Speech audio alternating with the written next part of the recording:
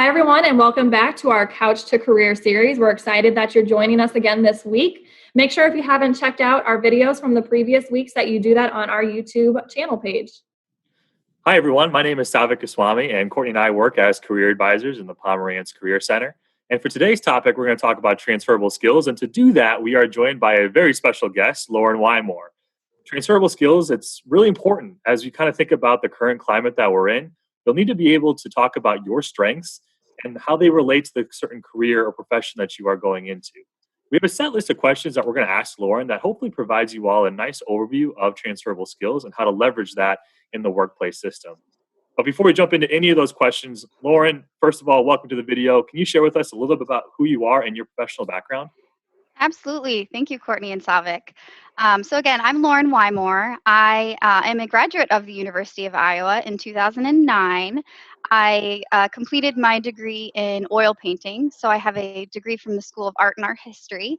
And it sounds kind of funny when I say I have an oil painting degree, but I've had lots of different careers that kind of tie into that. So currently, I'm a student at Mount Mercy, and I am going to get my Master of Strategic Leadership and then also a Master of Business Administration to kind of round out my educational background.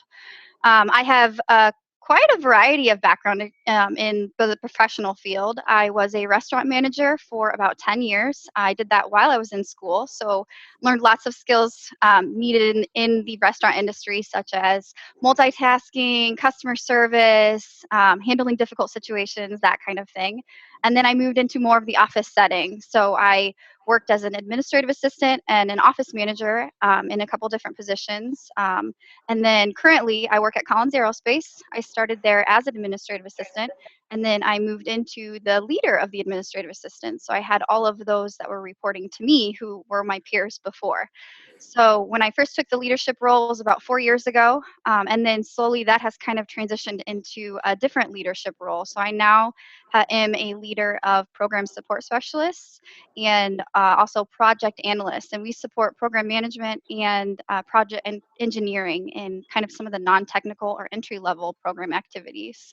So Collins Aerospace, if you don't know about it, it's an aerospace company. I work on the government side, so a lot of our contracts are like for the Army and the military and the Navy. So kind of some cool stuff that we get to work on. And, working from home, we still can do a lot of that stuff, which is really cool. Awesome. Well, thank you, Lauren, for that intro. And then let's go ahead and jump into some more of those questions.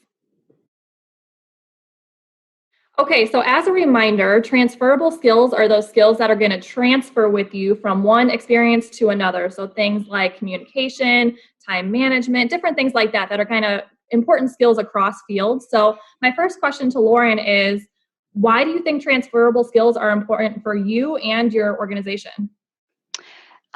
So again, you probably think it's kind of funny that I have an art degree and have moved into the aerospace industry.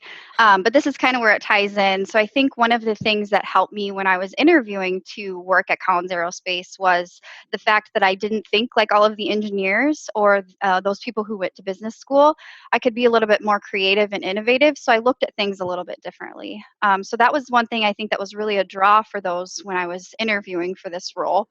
Another thing I think that's really important when you're thinking about transferable skills is you can take things from each area that you've worked in. So I mentioned I worked in a restaurant, multitasking, communication, customer service, dealing with difficult situations. Those are all things that I was able to kind of pull into roles that I'm in now. And when you're thinking about art as it is in the business environment, I did learn a lot of things. I had really high attention to detail because I made art that was very hyper realistic. So I learned that I needed to pay close attention to certain details. And that really transferred into my professional life as well, because I'm able to be very specific and I can pick out details and correct things and things like that.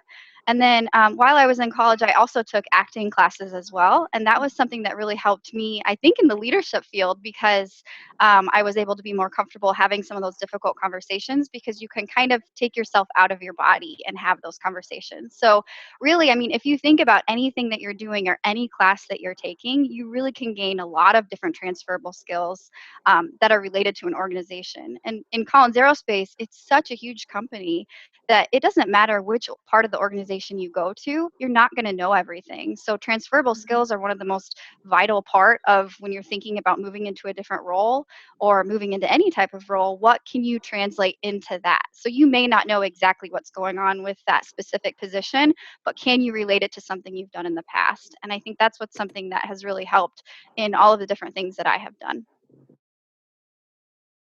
Our second question that we have here is, how do you talk about transferable skills in an interview?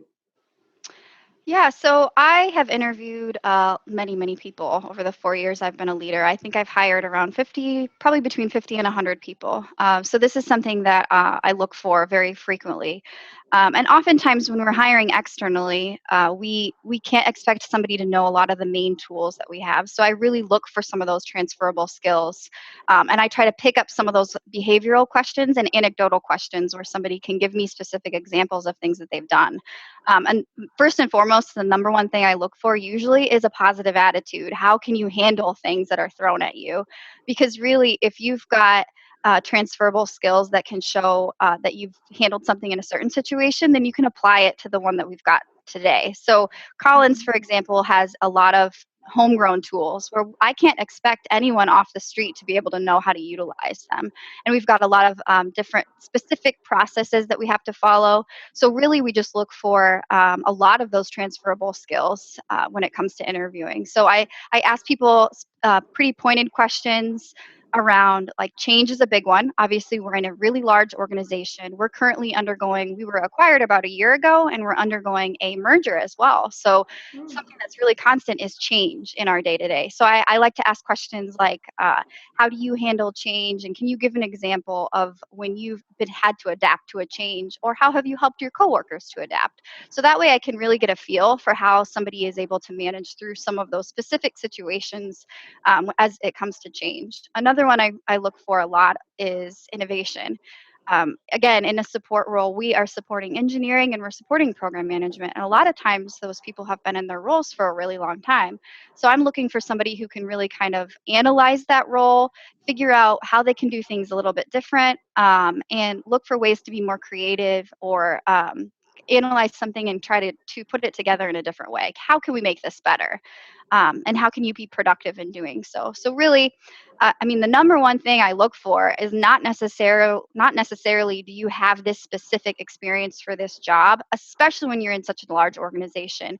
We can't expect you to move from finance to a support role, or from our capture center, which helps with bidding and proposals, to program management and know everything. We really are just looking for a lot of those behavioral examples and things where you can prove that you have done something that's similar in the past. So really, you just need something that's like. All right. So our final question for Lauren is, so you were an art major, right? So how do you still find those creative outlets in your life?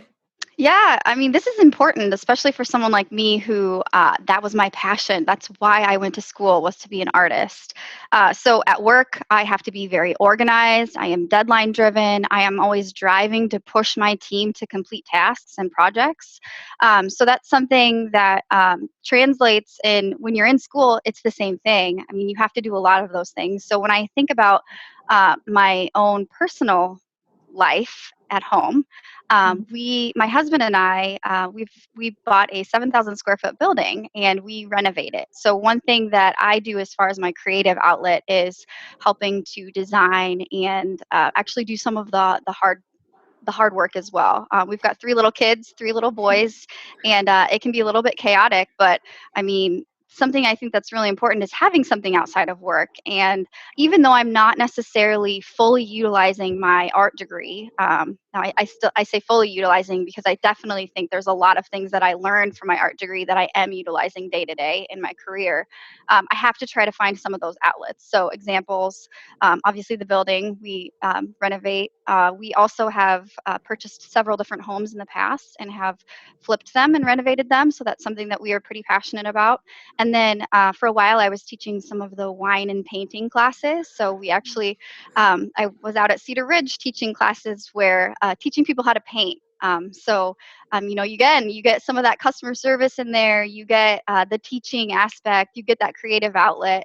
And then, something that I'm very passionate about is helping my kids be creative as well. We frequently will do projects together where we'll create paintings for the house. And then I try to do it on the side as well. Within the past couple of years, I've done a show in Mount Vernon and created a whole new series of paintings to have up there. So I think it's definitely important to have something outside of your day-to-day career to kind of keep that drive going and keep yourself marketable and keep yourself, because that's something that, again, I'm very passionate about, and I wanted to be an artist. So that's something that I still feel very strongly about, that I want to continue to push forward. So, Lauren, do you have any final pieces of advice that you'd like to share with us? Yeah, when I graduated college, it was right after the recession of '08. So I feel a lot of what you are feeling as well, where you're kind of unsure, you're insecure, you've got a lot of anxiety. Are you going to be able to go off and do what you wanted to do? And I think the one thing that I can tell you is just to keep a positive attitude. There's a lot of things that maybe don't go exactly as you planned, but there are many different ways where you can bring in what you have done into your day to day. And hopefully, I'm a good example of that, where, I'm very passionate about art, but in that has led me into this career where I'm also very passionate about that. So having this balance where you can kind of bring in multiple sides of what you have learned and what you've picked up on in different areas, I think is really important. And then just be patient. Not everything's going to happen overnight. And I think that's one thing, if I could go back to myself, just to tell myself to be a little bit more patient, that everything is going to work out. And I really do feel, it sounds like a cliche, but I feel that everything always happens for a reason. So if you're not in that right spot that you think that you should be, just be patient, keep working hard. And there are many different ways that you can continue to better yourself. So as long as you're continuing to look and keeping a positive attitude and trying to find ways where you can kind of find some of those outlets, I think that's the most important thing. Awesome. Well, Lauren, thank you so much for taking some time. I know even though you're at home, I'm sure you're still busy with work and everything. So we appreciate you taking the time to join us today and talk about transferable skills and some of your experiences. That was awesome. Yes, thank you guys so much for having me. No problem. So that's going to conclude our video today. Make sure you come back next week. We'll have another interview session with Adam Parker, and he's going to talk to us about personal branding.